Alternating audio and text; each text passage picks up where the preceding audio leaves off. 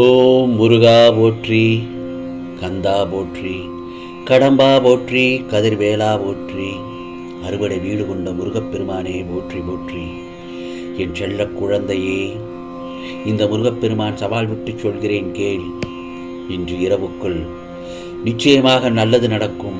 இது திருச்செந்தூர் முருகன் மேல் நம்பிக்கை இல்லை என்றால் கேட்காதை, தட்டிவிட்டு சென்று விடு.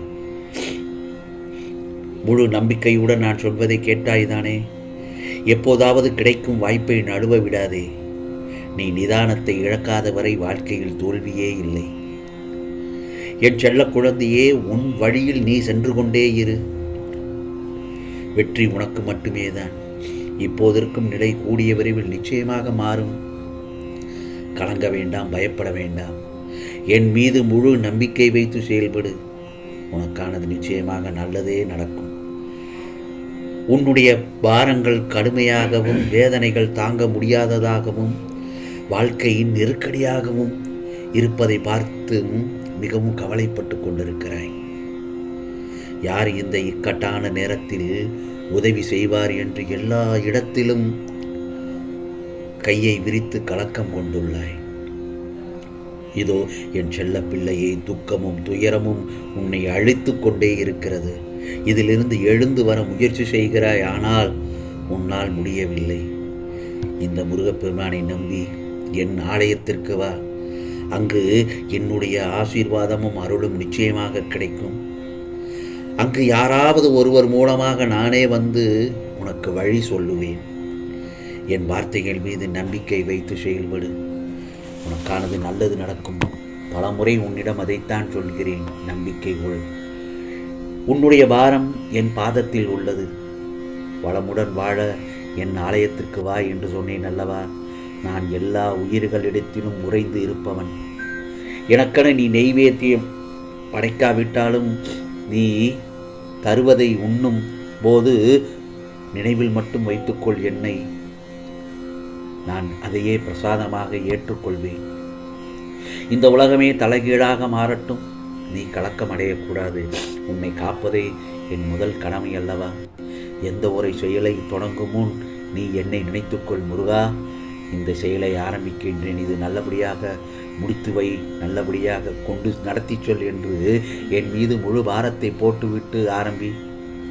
எது நல்லது, எது கெட்டது, இது சரியா தவறா என்று உனக்காக எடுத்துச் சொல்வேன். உனக்கு சதா சர்வகாலமும் உன்னோடு இருந்து உன் விருப்பங்களை நிறைவேற்றித்தானே வந்து கொண்டிருக்கிறேன். நீ என் நாமத்தை முருகா முருகா என்று நீ கூறினால் என்றும் உனக்கு பக்கபலமாக இருப்பேன் அல்லவா? உன்னை காப்பாற்ற வேண்டும் என்ற சூழ்நிலை வந்தால் இயற்கையை கூட கட்டுப்படுத்துவேன். செல்லமே, என்னையே உற்று நோக்கி பார்த்து கொண்டிருக்கும் என் கண்களையும், என் பெயரையே உச்சரித்து கொண்டிருக்கும் உன் உதடுகளையும், என்னையே சுவாசமாக்கி உள்ளிழுத்து வெளிவிடும் உன் மூச்சுக்களையும், என் நாமத்தையே சுவை என கூறும் உன் நாக்கையும், என் பெயரையே கேட்டு சிலிர்த்து உருகும் செடிகளையும் நான் ஆசீர்வதிக்கின்றேன். இந்த முருகப்பெருமான் எல்லோரிடத்திலும் எல்லா உயிர்களையும் ஆசீர்வதிப்பேன். கவலைப்படாதே. உனது வேண்டுதல்கள் அனைத்தும் நிறைவேறும் காலம் நெருங்கி வந்துவிட்டது. சவால் விட்டு சொல்கிறேன் என்று சொன்னேன் அல்லவா? நிச்சயமாக உனக்கானதெல்லாம் தயாராக இருக்கிறது. பெற்றுக்கொள்ள தயாராக நீ இரு. உன்னை யாரெல்லாம் இகழ்ந்து பேசினார்களோ அவர்கள் முன்பு நீ நன்றாக வாழும் காலம் வந்துவிட்டது. நிச்சயமாக என்னுடைய ஆலயத்தில் நிச்சயம் நீ ஒரு நபரை சந்திப்பாய். அங்கே உனக்கான வெற்றிக்கான நேரம் குறிக்கப்பட்டு விடும். அந்த நபரிடம் பேசும்போதே இந்த முருகப்பெருமான் நமக்கு காட்சி அளிக்கிறார் என உணர்ந்து சந்தோஷப்படுவாய். தேவையான சமயத்தில் எல்லாம் உன்னை தேடி வந்து நிச்சயம் உதவி புரிவேன். ஏன், என் செல்ல பிள்ளைக்கு நான் செய்யாமல் வேறு யார் செய்வான்? உன்னை என் கூடவே நடத்தி செல்கிறேன்.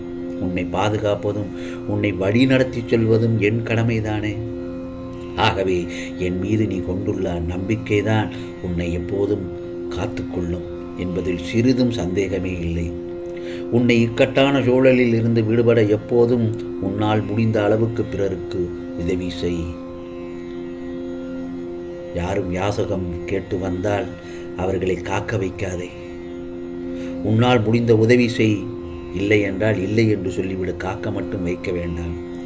ஏனென்றால் தர்மம் தலை காக்கும். நீ 4 பேருக்கு நல்லது செய்தால் நமக்கு 10 மடங்கு நன்மை தேடி வரும். அதே நேரத்தில் உதவி செய்துவிட்டு நான் அவருக்கு அவ்வாறு செய்தேன், அவருக்கு நான் இந்த மாதிரி உதவி செய்தேன் என்ற ஒரு விளம்பரத்தையும் நீ கொண்டு செல்லக்கூடாது. நீ செய்வதை யாரும் அறிதலும் கூடாது. எனக்கு தெரியும் நீ யாராருக்கு நன்மைகள் செய்தாய், யாராருக்கு உதவி செய்தாய் என்று எனக்கு தெரியும். அப்படி இருக்கும் பட்சத்தில் நீ 4 பேருக்கு நல்லது செய்தால் உனக்கு 100 மடங்கு நன்மை உன்னை தேடி வரும். உனக்கு எப்பொழுதும் நல்லது தான் நடக்கும். நீ மகிழ்ச்சியான வாழ்வே வாழவே நான் ஆசைப்படுவேன். நீ நலமுடன் வளமுடன் வாழ என் ஆசீர்வாதம் என்றும் உனக்கு உண்டு என் செல்லமே. என் சொல்படி கேட்டால் நீ வாழ்க்கையில் நிறைய கற்றுக்கொள்ளலாம். வெற்றி என்பது தற்செயலாக கிடைக்காது. தன்னுடைய செயலாக கிடைப்பதுதான் முழு வெற்றி. நீரை போல எந்த சூழ்நிலையிலும் வாழ பழகிக்கொள். ஒவ்வொரு நிமிடமும் உன்னால் ஜெயிக்க முடியும். ஆனால் முதல் நிமிடம் மட்டும் நீ நிதானமாக யோசிக்க வேண்டும். உன் கடந்த காலமும் உனக்கு பாடமாக இருக்க வேண்டுமே தவிர உனக்கு பாரமாக இருக்கக்கூடாது. ஆகவே உன் மனதை எப்போதும் மொழியாக வைத்துக்கொள். நீ நினைக்கும் எண்ணம் உயர்வாக இருக்க வேண்டும், சாதிக்கணும் என்ற எண்ணம் உன்னிடம் இருந்தால் சாதனை புரிவது எளிதான காரியம். ஆகவே மனதில் உள்ள காரியங்களுடன் நீ சிரித்து வாழ்வது அவ்வளவு எளிதல்ல. எவ்வளவு கொடியது என்று இந்த முருகப்பெருமானுக்கு நன்கு தெரியும். அதனால்தான் உனக்கு எந்த காரியமும் பெரிதாக தெரியவில்லை. உனக்கு சமாளிக்கும் திறமையும் பொறுமையும் நினைத்து எனக்கு மிகுந்த சந்தோஷம். ஆகவே மகிழ்ச்சியான வாழ்க்கைக்கு 2 வழிகள் உள்ளன. மகிழ்ச்சியான வாழ்க்கைக்கு 2 வழிகள் உள்ளன. ஒன்று, சூழ்நிலைகளை மாற்று. இல்லை என்றால் சூழ்நிலைக்கு ஏற்ப நீ மாற்றிக்கொள், உன்னை நீ மாற்றிக்கொள். புரிகிறதா? அப்படி இருக்கும் பட்சத்தில் உன் தகுதியை நீயே தீர்மானித்து வாழ்க்கையில் வெற்றி பெற்று விடுவாய். இது உனக்கு நான் சவால் விட்டு சொல்லும் அருமையான கருத்து. நான் சொல்வதை முழுவதுமாக கேள். உனக்கானது இன்று இரவுக்குள் நிச்சயமாக நல்லது நடக்கும். ஏனென்றால் இது திருச்செந்தூர் முருகப்பெருமானின் அருள்வாக்கு. நான் சொல்வதை நம்பிக்கையுடன் கேள் என் செல்லமே. யாம் இருக்க பயமேன். உனக்கானது எல்லாம் நிச்சயமாக நல்லது நடக்கும். நல்லது மட்டுமே நடக்கும். அதுவும் நன்மையாகத்தான் நடக்கும். புரிகிறதா? ஆகவே இன்று இரவுக்குள் நல்லது நடக்கும் என்று சொல்லிவிட்டேன் அல்லவா? நிம்மதியாக இரு, சந்தோஷமாக இரு. உனக்கானது நிச்சயம் நல்லது நடக்கும். ஓம் முருகா சரணம். ஓம் முருகா சரணம். ஓம் சரவண பவ. ஓம் சரவண பவ. ஓம் சரவண பவ.